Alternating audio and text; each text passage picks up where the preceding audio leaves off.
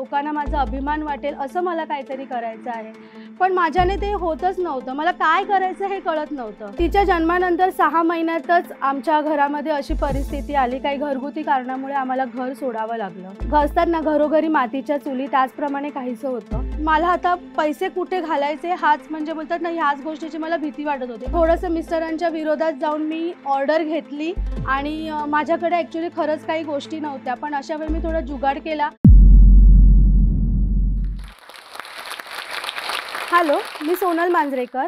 मी एक home baker आहे. माझं इन्स्टा, फेसबुक आणि यूट्यूब पेजवरती द केक हाऊस या नावाने माझं पेज आहे आणि माझे बरेच फॉलोअर्स आहेत. तुम्हा सगळ्यांना की मी ह्या सगळ्या गोष्टी कशा अचीव केल्या, ही जर्नी जाणून घेण्यासाठी तुम्ही खूप एक्सायटेड असाल आणि ही जर्नी मला तुमच्यापर्यंत पोहोचवण्याची संधी जोश टॉकने दिली. याबद्दल मी जोश टॉकचे आभार मानते. सो माझ्याबद्दल म्हणाल तर मी एक मिडल क्लास फॅमिलीमधूनच आहे. माझं कुटुंब 4 जणांचं, जसं की आई-वडील, मी आणि माझा छोटा भाऊ. आम्ही मुंबईत राहायचो. आमचं जरी कुटुंब 4 जणांचं असलं तरी आमची जॉइंट फॅमिलीमध्ये आम्ही मुंबईत राहत होतो. सो पहिलं असायचं ना की एकटा कमवणारा आणि 10 जणांचं कुटुंब, तसंच काहीसं होतं. माझे वडील गव्हर्नमेंट जॉबमध्ये होते आणि तसं बालपण माझं खूप छान गेलं.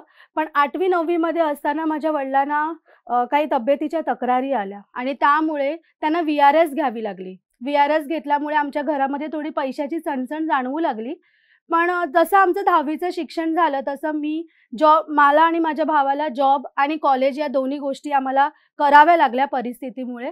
सो तसं बघायला गेलं तर कॉलेजचं शिक्षण आम्ही अनुभवलं नाही. जी कॉलेजची आमची जी मजा असते ती आम्हाला अनुभवता नाही आली. सो जसे बरेच मित्र-मैत्रिणी माझे खूप असं म्हणजे कॉलेजची जी बंक करायची मजा असते ती सगळ्या गोष्टी आम्ही नाही केल्यात. सो माझे बरेच मित्र-मैत्रिणी बरेचसे कोर्स करत होते. पण मला त्या गोष्टी मलाही वाटायचं की मी असं काहीतरी मोठा चांगला माझ्या आवडीचा कोर्स करावा. ॲक्च्युली मला लहानपणापासूनच मेकअपची खूप आवड होती आणि मला त्यात खूप करियर करायचं होतं.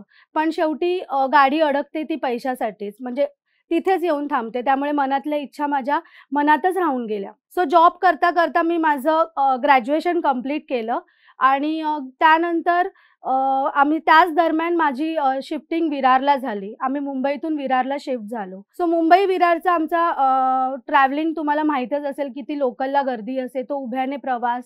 तर हा जो प्रवास आणि हे जॉब, हे खूप कंटाळा आला होता. असं वाटत होतं की बस झालं, खूप कंटाळले होते मी. त्याच दरम्यान माझं लग्न झालं आणि मी थोडा ब्रेक घेतला. माझे मिस्टर IT प्रोफेशनमध्ये होते. त्यानंतर 2 वर्षानंतर मला मुलगी झाली. तिचं नाव आहे श्राव्या. तुम्ही कदाचित ओळखत असाल किंवा बऱ्याच व्हिडिओमध्ये ती माझ्यासोबत असते. तिच्या जन्मानंतर 6 महिन्यातच आमच्या घरामध्ये अशी परिस्थिती आली, काही घरगुती कारणामुळे आम्हाला घर सोडावं लागलं. सो ती 6 महिन्याची आणि मग आमच्याकडे असे पुरेसे पैसेही नव्हते. अशा वेळी म्हणजे माझा जॉब नव्हता, माझी 6 महिन्याची मुलगी होती आणि आम्हाला घरातून बाहेर पडावं लागलं.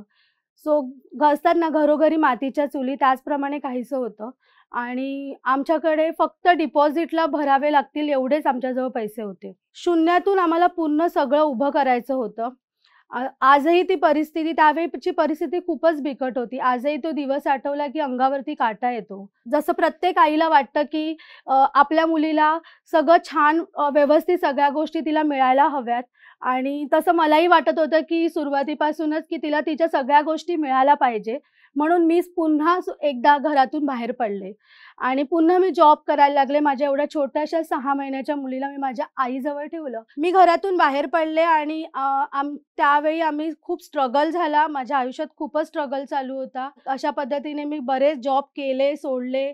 पण मला ना जॉब करण्याची पहिल्यापासूनच इच्छा नव्हती. पण परिस्थितीमुळे मला जॉब करायचा होता. त्यामुळे मी तो जॉब केला आणि जर जॉब करायची इच्छा झालीच तर मला असं वाटत होतं की मी कुठल्या एका कॉर्पोरेट लेव्हलला जॉब करेन. पण आपलं शेवटी मराठी माध्यमातल्या मुलांचं माहिती आहे की इंग्रजीची बोंब असते. त्यामुळे ते काही तीही इच्छा पूर्ण झाली नाही. मग मी खूप अशी डेअरिंग करून एकदा मी माझ्या भावाला बोलले की चल आपण काहीतरी बिझनेस करूया. सो मी बिझनेस करायला स्टार्ट केला. म्हणून मी माझ्या घरात माझ्याकडे जे काही दागिने होते ते सुद्धा मी विकले आणि मी एक बुटीक ओपन केलं, लेडीज बुटीक आणि आम्ही त्यातही मला अपयश आलं. सो त्यानंतर माझा कॉन्फिडन्स लेव्हल खूपच कमी झाला, की मला असं वाटलं, की आता मी काहीच करू शकत नाहीये. मला सगळ्याच गोष्टीत अपयश येत होतं. मला असं खूप वाटायचं, की मला काहीतरी करायचं आहे, लोकांना माझा अभिमान वाटेल असं मला काहीतरी करायचं आहे. पण माझ्याने ते होतच नव्हतं. मला काय करायचं हे कळत नव्हतं. मी नेहमी देवाशी पण भांडते, की मी इतकं कष्ट करते, पण मला का यश नाही मिळत आहे. सो मी असं खूप अपसेट फील करत होती आणि मला आता पैसे कुठे घालायचे हाच म्हणजे बोलतात ना, ह्याच गोष्टीची मला भीती वाटत होती. पण करायचं हे मला वाटत होतं. मग अशा वेळी त्यावेळी मी नेटवर्क मार्केटिंगसुद्धा केलं. का तर त्यामध्ये काही पैशाची गुंतवणूक करायची नव्हती. पण त्यातही मला चांगलं यश नाही मिळालं. त्याच दरम्यान लॉकडाऊन आला आणि तोच माझ्या आयुष्याचा खरा टर्निंग पॉइंट ठरला. आणि त्याच वेळी खऱ्या अर्थाने द केक हाऊसची निर्मिती झाली. सो ॲक्चुअली अशा प्रकारे झालं, की माझ्या मुलीचे मी लहानपणापासूनच मंथली बर्थडे सेलिब्रेट केले होते.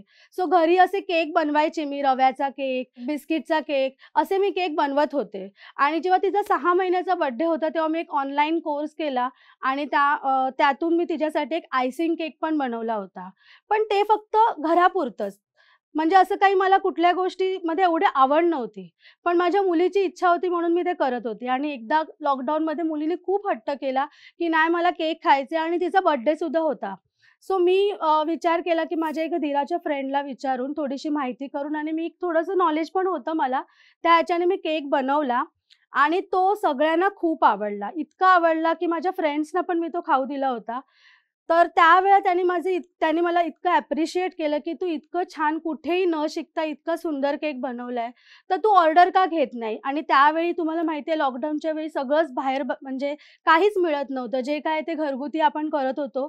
तर त्यावेळी माझ्या डोक्यात लगेच असा किडा वळवळायला लागला, की आपण केकची ऑर्डर घेतल्या तर कारण तिने तिचा बर्थडे होता आणि मला तिने ऑर्डर दिली. केक आपण बनवायचा म्हणजे सकाळपासून ते संध्याकाळ व्हायची आणि तरीसुद्धा मी म्हटलं, की नाही थोडंसं मिस्टरांच्या विरोधात जाऊन मी ऑर्डर घेतली आणि माझ्याकडे ॲक्चुअली खरंच काही गोष्टी नव्हत्या. पण अशा वेळी मी थोडा जुगाड केला आणि पिठाचा डबा घेतला. टर्न टेबल नव्हतं, तर त्यासाठी मी पिठाचा डबा घेतला. त्यावरती प्लेट झाकण असं उलटं ठेवून त्याला टर्न टेबल बनवलं. तुम्हीही कदाचित तसंच केलं असेल आणि अशा प्रकारे मी केकचे ऑर्डर्स घेऊ लागले. अशाच प्रकारे मला पहिल्याच महिन्यात 30,000 चं इन्कम केकमधून जनरेट झालं.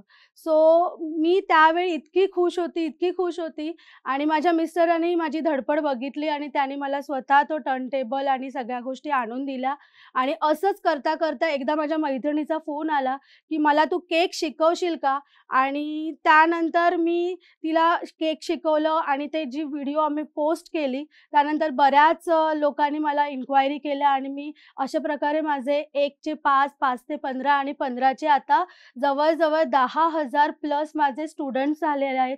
मी गोवा, कोलकाता, दिल्ली, इंदोर अशा बऱ्याच ठिकाणी मी क्लासेस घेते, लोकांना शिकवते आणि माझे ऑनलाईन क्लासेससुद्धा बरेच आहेत. मला खरंच तुम्हाला सांगायला आवडेल, की म्हणजे बोलतात ना, की आज मी ह्या 30,000 पासून सुरुवात केली आणि आज माझं इन्कम लाखोपर्यंत पोहोचलेलं आहे. सो खरंच मी तुम्हाला एकच गोष्ट सांगेन, की आपल्या फॅमिलीचा सपोर्ट असणं खूप महत्त्वाचं आहे. सो माझ्या मिस्टरांचा आणि माझ्या मुलीचा सपोर्ट मला खरंच खूप होता. माझ्या मुलीने सुद्धा मला खूप सपोर्ट केलेला आहे आणि प्रत्येकाला मी एकच सांगेन, की पेशन्स ठेवा, श्रद्धा ठेवा आणि सातत्याने काम करत राहा. आपण केलेल्या कामाची पावती आपल्याला लगेच मिळत नाही, पण त्याची नोंद होत असते. खरंच मी तुम्हाला सांगते, की एक दिवस तुमचा नक्की येणार. सो प्रयत्न करत राहा, गिव्ह अप करू नका, कंटाळू नका आणि एक दिवस तुमचा नक्की येईल.